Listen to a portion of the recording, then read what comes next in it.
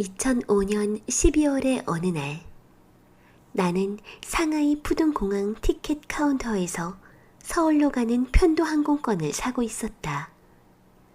경험이 많은 여행자는 공항에서 항공권을 더더군다나 편도는 사지 않는다.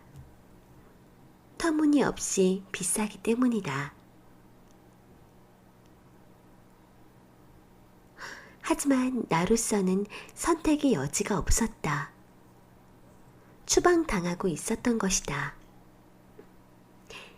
카드로 결제하실 건가요? 아니면 현금으로? 엄중한 순간에 던져지는 이런 사소한 질문에 대해, 그 기묘한 효과에 대해 직업적 호기심으로 생각해보곤 한다. 예를 들어 형장에 들어서는 사형수에게 계단으로 올라갈 건지 엘리베이터로 올라갈 건지를 물을 수 있다. 인간은 질문을 받으면 답을 하도록 훈련되어 있다. 예정된 죽음이라는 절체절명의 순간에도 인간은 약간의 고심을 할 수 있고 눈앞에 닥쳐온 진짜 문제를 잠시 망각할 수 있다. 지갑에는 위안화 현금이 있었지만 나는 신용카드로 결제하기로 했다. 한 연구에 따르면 현금으로 결제하는 것은 뇌에서 고통을 느끼는 영역을 활성화시킨다고 한다. 아무리 자의로 주는 돈이라 해도 빼앗긴다는 느낌이 드는 것이니라. 신용카드는 내 지갑에서 나와 잠깐 상대방에게 건너가지만 곧 되돌아온다. 현금은 가면 돌아오지 않는다. 조삼모사가 분명하지만 꾸준히 진화 중인 뇌에게 너무 많은 것을 요구하지는 말기로 하자. 나는 신용카드를 건넸고 한국으로 돌아오는 편도 항공권 결제가 되었고, 그러자 옆에 서 있는 공안 요원에게 뭔가 떳떳한 느낌이 들었고 추방의 고통이 조금 덜어졌다.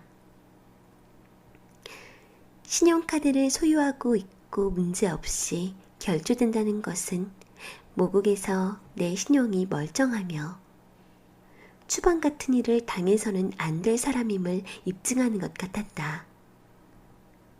그러거나 말거나 공항 요원은 내 지불 능력 따위에는 아무 관심도 없이 다음 절차를 이어나갔다.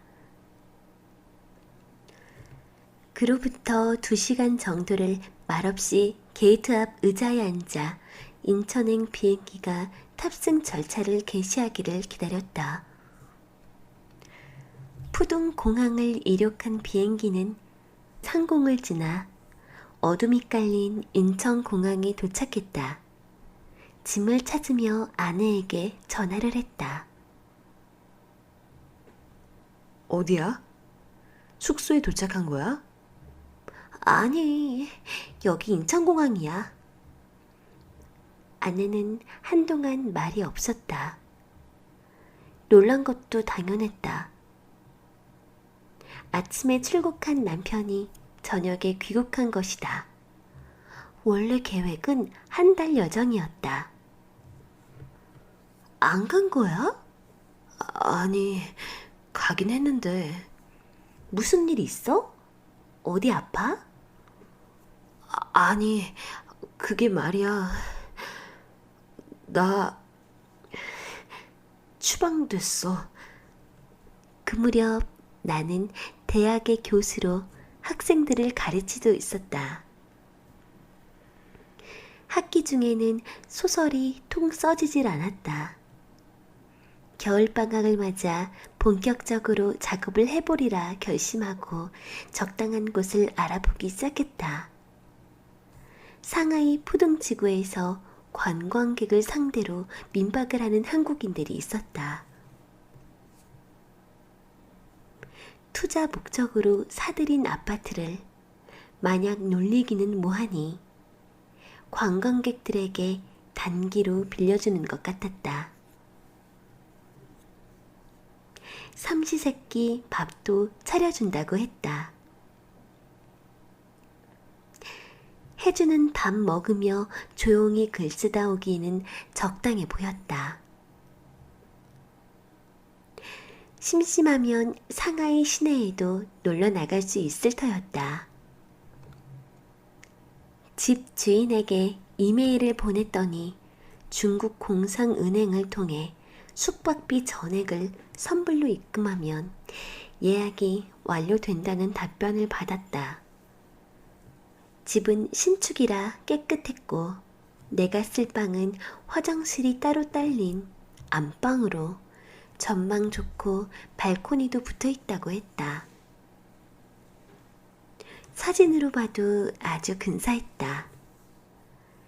나는 한 달 숙박비와 식비 전액을 위안화로 환전해 송금했다. 필요한 자료들을 챙기고 무료할 때 읽을 책들도 골라놓았다. 겨울인데다 장기 여행이어서 짐의 부피가 작지 않았다.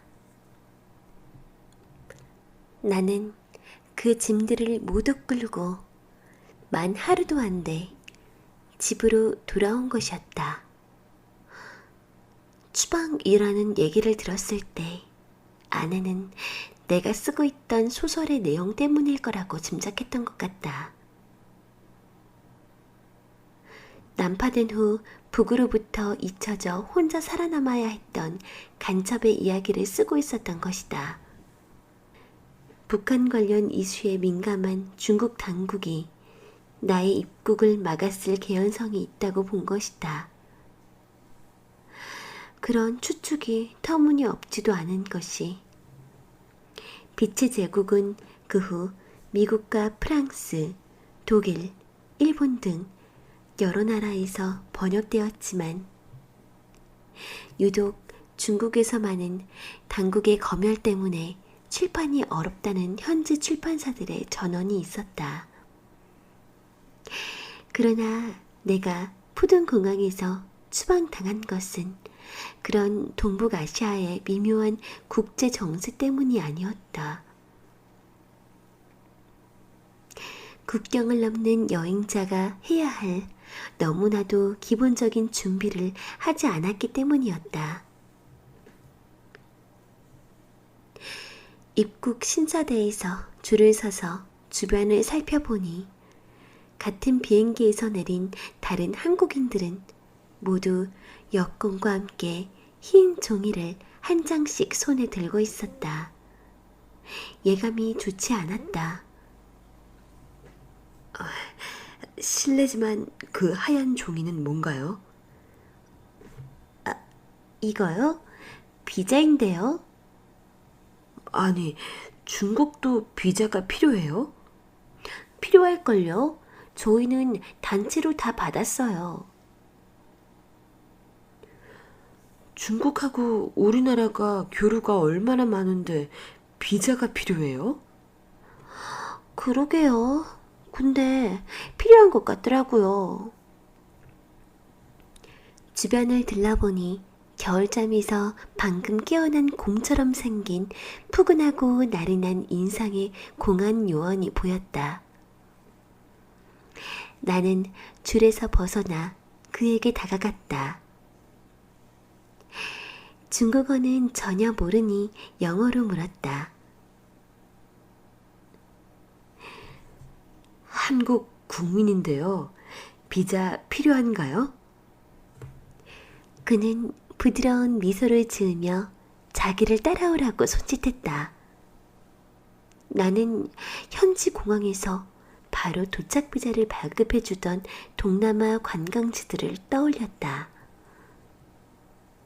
앞장서 걸어가는 그에게 물었다. 여기서 비자 바로 발급받을 수 있죠? 그는 연신 고개를 끄덕이며 사람 좋게 웃었다. 그를 따라 창이 없는 긴 복도를 한참 걸었다. 손에 보온병을 든 공항 요원들이 그와 인사를 하고 지나갔다. 나는 제복을 입은 요원들로 북적이는 사무실 한 구석으로 안내돼 자리에 앉았다. 중국차 향기와 오래 환기하지 않은 지하실에서 퀴퀴한 냄새가 한데 뒤섞여 있었다. 그는 내 여권을 달라고 하더니 꼼꼼하게 살펴보고 복사를 했다. 그러더니 서류 한 장 그리고 볼펜을 내밀며 서명을 하라고 했다. 서류는 중국어 간체로 쓰여져 있었다. 내가 서명을 하자 그는 환하게 웃으며 그 서류를 가져갔다. 그는 내가 무슨 질문을 할 때마다 예의 그 밝은 미소를 지으며 하오, 하오를 반복했다. 그런 우호적인 분위기로 미루어 볼 때 금방이라도 도착 비자가 나올 것 같았다. 다만 모든 비자에는 수수료가 있을 텐데 왜 돈을 달라는 얘기를 전혀 하지 않는지가 조금 꺼림칙했다. 그는 서류를 왼손에 든 채 나를 데리고 다시 어디론가 움직였다. 입국 심사대로 돌아가겠거니 했지만 그와 함께 나온 곳은 출국장이었다. 그는 나를 동방항공의 티켓 데스크로 데려갔다. 그제야 상황을 파악한 나는 곰 아저씨 공항에게 이게 무슨 상황이냐고 물었다. 그는 내가 서명한 서류의 한 부분을 손가락으로 짚었다. 간체로 쓰여 있기는 했지만 자세히 보니 해독 가능한 한자들이 덜어 있었다. 내가 중화인민공화국 법률을 위반하였음을 인정하고 즉각적인 추방에 동의한다는 내용 같았다. 곰 아저씨 공안이 그토록 표정이 밝았던 것은 내가 아무 말썽도 부리지 않고 선선히 중국 영토에서 떠날 것에 동의하고 서명까지 했기 때문이었다. 그제야 나는 비싼 편도 항공권 값이라도 줄여볼 요량으로 아직 쓰지 않은 인천행 항공권으로 추방되면 안 되겠냐고 물었지만 그 비행기는 이미 떠났단다. 그럼 공항에서 하루 자고 내일 그걸 타고 돌아가면 안 되겠냐고 다시 묻자 그는 단호히 고개를 저으며 추방은 가장 빠른 교통편으로 중국 영토를 떠나야 하는 거라고. 나도 이미 동의했다며 내가 서명한 문서를 들이밀었다. 내 짐은 자기들이 찾아서 그 비행기에 실을 테니 걱정하지 말라고 했다. 게이트에 도착한 우리는 그 후로 아무 대화도 나누지 않았다. 이런 일을 겪은 사람이 흔치는 않겠지만 겪어본 사람으로서 말하자면 의외로 최악의 기분은 아니었다. 여행은 아무 소득 없이 하루 만에 끝나고 어느 나라를 가든 식당에서 메뉴를 고를 때 너무 고심하지 않는 편이다. 운 좋게 맛있으면 맛있어서 좋고 대실패를 하면 글로 쓰면 된다. 그런데 그렇게 대충 아무거나 시켜버리는 내 버릇 때문에 피해를 보는 동행들도 없지 않았다. 한 번은 동료 작가들과 함께 폴란드에서 열리는 문학 행사에 갔다. 바르샤바 주재 한국 대사가 초대한 저녁 식사 자리에서 나는 언제나처럼 단박에 메뉴를 정하고 메뉴판을 덮었다. 몇몇의 동료가 내가 시킨 메뉴에 따라 시켰고 나는 말렸다. 나 역시 폴란드는 처음이며 요리도 전혀 모른다고 말했다. 그럼에도 끝내 생각을 바꾸지 않고 최초의 선택을 고집한 분들이 계셨고, 나와 그분들 모두 정체를 알 수 없는 문제의 요리를 절반 이상 남긴 채로 식사를 마쳐야만 했다. 물론 그런 모험은 사양하고 안전하게 배를 채우고 싶을 때도 있다. 말도 잘 안 통하는 나라에서 닭벼이나 타란툴라, 거미튀김, 박쥐수프 이런 메뉴를 피하려면 이렇게 한다. 메뉴판의 공간은 한정돼 있으므로 거기 올리는 메뉴를 대충 정하는 식당은 없을 것으로 가정한다. 오래 영업한 제대로 된 식당이라면 대체로 세계 공통의 법칙을 따를 것이다. 식당 주인이나 셰프는 우선 에피타이저, 메인, 디저트 이런 항목들로 분류했을 것이고, 각 분류마다 4-5개 정도의 메뉴를 선정한다. 한번 인쇄하면 바꾸기 어려우니 신중하게 선택했을 것이다. 맨 위에는 셰프가 가장 자신 있으면서 손님들의 반응이 좋았던 요리를 넣는다. 아래로 내려갈수록 함부로 시키기 어려운 담대함이 요구되는 요리들이 등장한다. 비둘기 고기나 잉어 불에 그런 식재료로 만든 이색 요리를 원한다면 맨 아래서부터 봐야 하고, 닭가슴살이나 쇠고기, 등심 같은 무난한 요리를 원한다면 위에서부터 봐야 한다. 셰프들이 굳이 이런 도전적인 요리들을 메뉴에 포함시키는 이유는 다양한 손님들의 기호를 만족시키려는 목적도 있지만, 다른 식당과 차별되는 자기만의 독특한 개성과 실력을 보여주고 싶기 때문일 것이다. 클래식 연주자들이 비발디의 사계나 쇼팽의 야상곡 같은 대중적인 곡들로만 레퍼토리를 짤 수도 있지만 그렇게 하지 않는 것처럼 말이다. 그러니 음식 주문에서 실패를 줄이고 싶다면 모든 분류의 가장 위에서부터 고르면 되고, 재료로는 닭을 선택하는 것이 안전하다. 겉에 뭐가 발라져 있든 무엇이 재웠든 속에는 우리가 아는 그 닭고기가 있다. 그러나 자기 여행을 소재로 뭔가를 쓰고 싶다면 밑에서부터 주문해 보는 게 좋을 것이다. 때론 동행 중에서 따라 시키는 사람이 생기고, 그 인상적인 실패 경험에 대해 두고두고 이야기하게 될 것이고, 누군가는 그걸 글로 쓸 것이다.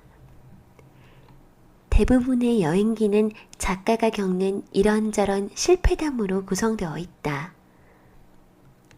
계획한 모든 것을 완벽하게 성취하고 오는 그런 여행기가 있다면 아마 나는 읽지 않을 것이다. 무엇보다 재미가 없을 것이다. 그렇다면 여행기란 본질적으로 무엇일까? 그것은 여행의 성공이라는 목적을 향해 집을 떠난 주인공이 이런저런 시련을 겪다가 원래 성취하고자 했던 것과 다른 어떤 것을 얻어서 출발점으로 돌아오는 것이다.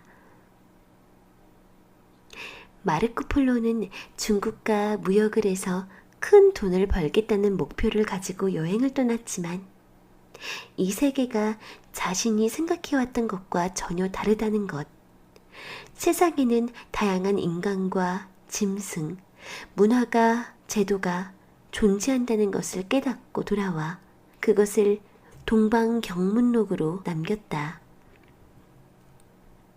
여행담은 인류의 가장 오래된 이야기 형식이기도 하다. 주인공은 늘 어딘가 먼 곳으로 떠난다. 오늘 여행의 이유라는 책 읽어봤는데요.